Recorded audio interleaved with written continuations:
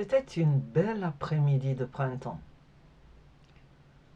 Tous les animaux, tous les insectes étaient dehors, jouissant de la nouvelle saison. Les grenouilles, qui avaient fini de grandir à partir des têtards, sautaient, profitaient de l'herbe fraîche. Et puis voilà qu'elles ont été informées qu'il y avait un banquet préparé pour elles. Un banquet. Un banquet. Toutes les grenouilles se sont rassemblées et on leur a annoncé que pour prendre part au banquet, il fallait participer à un marathon. Et ce marathon était une course d'obstacles. Vous connaissez les courses d'obstacles. Elles sont en rang, les unes après les autres, et quand vous courez, il faut sauter par-dessus l'obstacle, vous continuez à courir et hop, un autre et ainsi de suite. Et bien sûr, il faut éviter en même temps de cogner le concurrent voisin, puisque les concurrents sont nombreux. D'autant plus nombreux que l'affaire se terminait par un banquet, ce qui n'est pas courant. Alors tout le monde s'est préparé, elles étaient là sur la ligne de départ, et elles sont parties. Le marathon était difficile, exigeant, mais toutes les grenouilles étaient préparées, surtout préparées aux courses d'obstacles, avec leurs cuisses dodues, pleines de muscles, habituées à sauter. La course d'obstacles n'était pas un problème. Et les obstacles étaient variés. Il n'y avait pas que des barrières à franchir. Il y avait aussi des descentes accélérées et des remontées, comme on en voit sur les parcours. Il y avait également des haies à franchir, des haies pleines d'épines, des haies de murs. Et bien sûr, il y en a eu une ou deux qui se sont arrêtées, parce que les épines, c'était difficile, mais les murs, alors on s'arrête, on mange une mur, 2 murs, 3 murs, 10 murs. Les autres sont partis bien loin, et hop, la course continue. Il y avait aussi des stands où on donnait de l'eau aux grenouilles. Quelques-unes se sont arrêtées pour boire.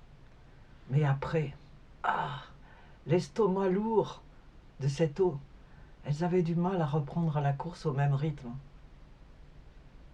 Et la course a continué, le marathon s'est poursuivi, les kilomètres après les kilomètres. Et à un point, on ne leur avait pas dit exactement ce qu'elles pouvaient rencontrer comme obstacle. Mais elles avaient toutes décidé qu'elles vaincraient les obstacles. Elles étaient déterminées. Elles s'étaient préparées mentalement. Mais il y avait quelque chose qu'elles n'avaient pas prévu. Un des obstacles était une mare. Une mare à canards, mais une mare un peu plus profonde que celle à laquelle elles étaient habituées en tant que grenouilles. Après tout, elles étaient nées dans une mare. Elles connaissaient les bienfaits de l'eau fraîche et des algues. Elles aimaient les mares. Mais celle-là était froide. Et quand les grenouilles y sont arrivées, au début, près de la surface, la mare avait l'air accueillante, tiède. Mais quand on sautait dedans, on tombait dans les profondeurs de la mare et là, l'atmosphère était glauque, boueuse, froide, froide. Et les grenouilles s'empressaient d'en sortir à coups de pattes. Mais au fond de la mare se trouvait une tortue d'eau, une tortue carnivore, qui, voyant arriver ces grenouilles dodues à souhait, était attirée. Normalement, la tortue aurait pu les aider à ressortir le plus vite possible et s'en faire des amis pour la prochaine fois.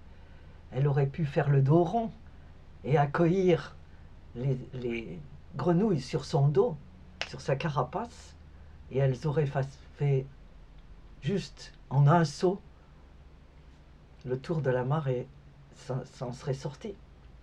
Mais au lieu de ça, cette grenouille, cette tortue, avait un défaut. Elle était Elle était gourmande. Gourmande. Elle avait vu des tas de nourriture, des tas d'insectes, des tas de petits poissons qu'elle aurait pu manger. Mais les grenouilles l'attiraient.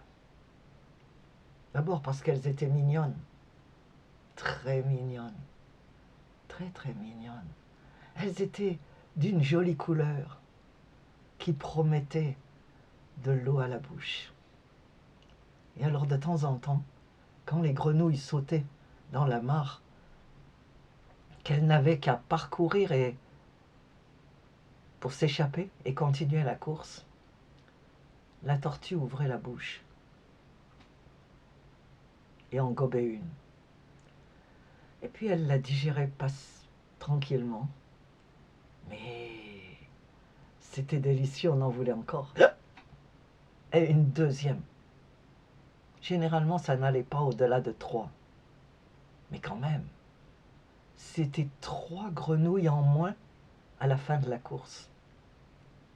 Et quand les grenouilles sont arrivées en fin de course, pantelantes, épuisées, et ont commencé à échanger leurs impressions sur cette course d'obstacles, elles n'ont pas vraiment mentionné les barrières en bois, pas vraiment mentionné non plus les buissons de murs, ce qui les avait terrifiées, épouvantées même. C'était la mare. Et comme l'une disait à l'autre, « Moi, après tout, ma chère, je suis née dans une mare, mais je n'aurais jamais cru en voir une comme ça dans ma vie. Une mare froide, gluante, glauque, et surtout, c'est énorme, énorme, oh oui, disait l'autre, tout à fait. En fait, j'étais tellement effrayée que j'ai même pas regardé quel genre d'ennemi c'était. Ah, une tortue, figure-toi. Non, une tortue qu'on aurait prise pour une maman ou un père avec son air bon enfant, sa tranquillité paisible. Eh ben non, paf, elle a mangé ma cousine. Non, si. Et les autres, celles qui étaient encore vivantes, se sont finalement rassemblées au banquet. Et le chef du banquet, le roi, a fait l'appel de toutes les grenouilles qui étaient parties et qu'il connaissait toutes personnellement, parce qu'il les avait vues grandir.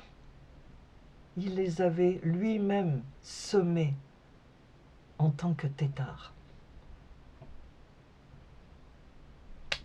Et il a demandé, « Mais où sont Joël, Madeleine et Philippe ?» Ah non, Philippe est là. Ah d'accord. Ah c'est Gauthier. Oui, Gauthier. Non, c'est pas Gauthier. Laquelle est la troisième qui manque? Oui, c'est Magdalene. Non. 3 de mes enfants.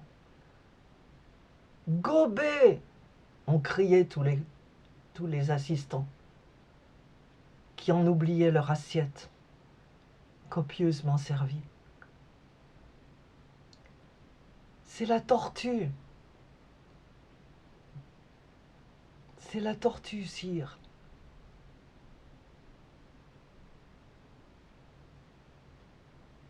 Il secouait la tête.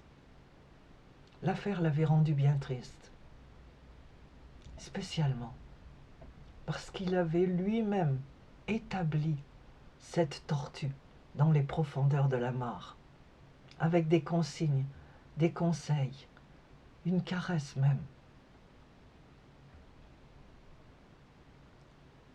Et la joie du banquet en avait été ternie.